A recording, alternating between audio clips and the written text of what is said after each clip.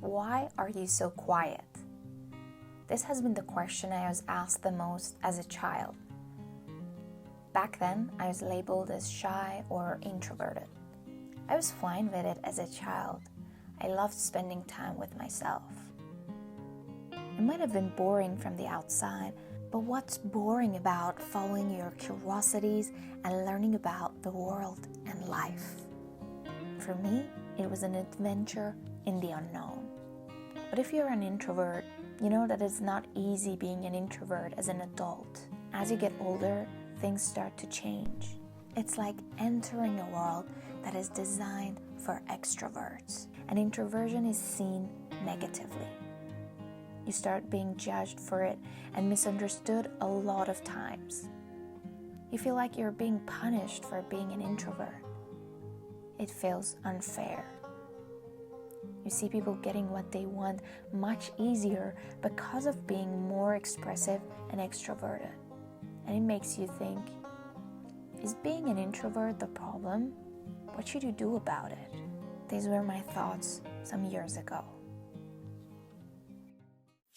If this introduction resonated with you, you're in the right place, because this video will help you to see the introversion and extroversion from a different lens. But before that, let's get clear on the meaning of the two words, because sometimes introversion is seen as being shy or in a negative light, and that is exactly where the problem starts. According to the psychologist Carl Jung, introverts are people who feel the need to have some alone time to recharge their inner battery and feel energized. On the other hand, extroverts are people who need external stimulation and contact with other people to feel energized and recharge their inner battery. But things are not as simple as dividing people into introverts and extroverts.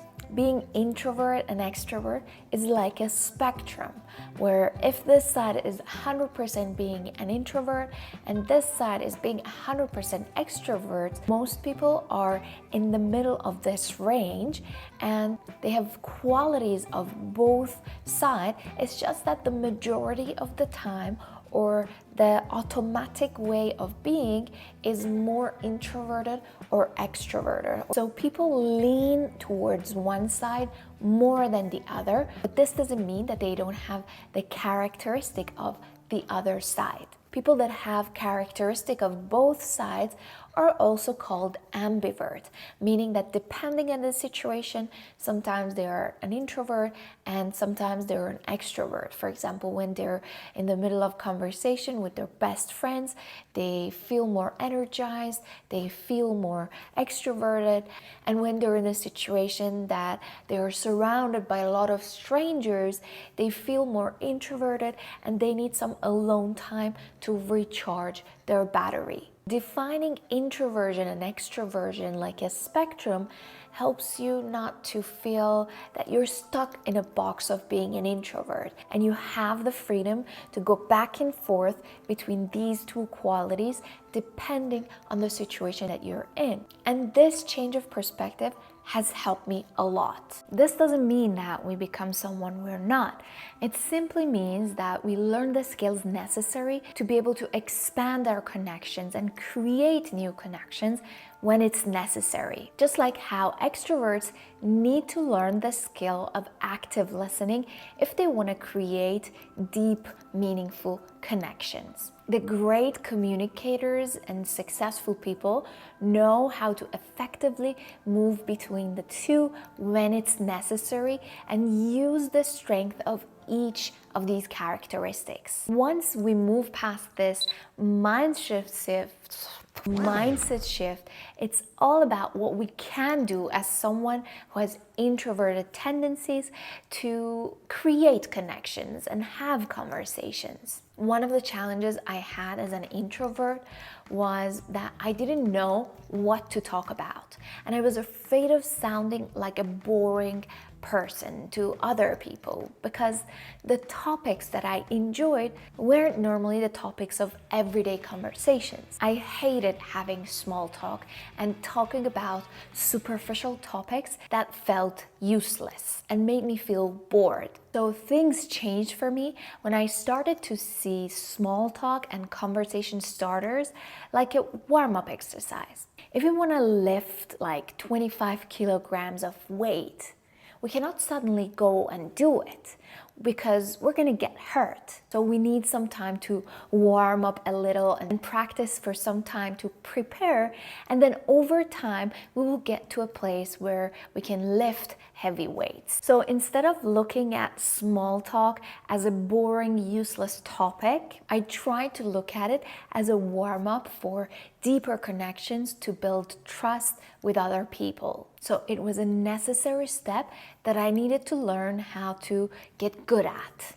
So I started learning more about conversational starters other than the normal, hi, how are you, what do you do, where are you from? And I already created a video about this topic, and you can click on the link in the description to watch the full video. So it was then that I realized the secret wasn't in talking all the time, but it was about asking better questions. When I asked good questions, then I needed to only do the thing that I was good at, and that was listening. As Dale Carnegie said, to be interesting, be interested. It simply means if you're curious about the other person's life and experiences, in this way you become an interesting person to them, because normally people love talking about themselves and sharing their life experiences. When I started thinking about it like this, then I gave myself the permission to try going to networking events and practicing this skill. And at this stage, the only thing that can help is practice, because practice makes progress. The funny thing is that after some time of practicing having conversation with other people, now that I think about it, I don't see myself as introverted as before.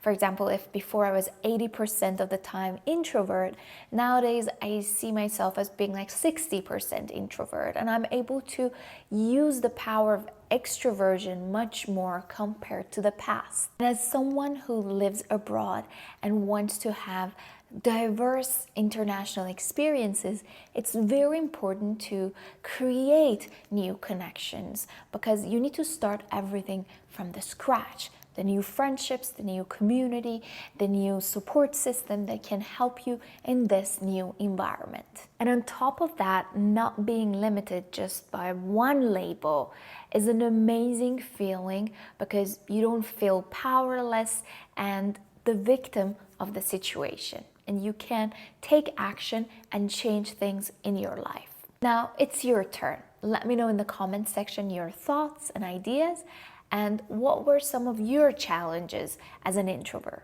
I would love to read your stories and get to know about your experiences.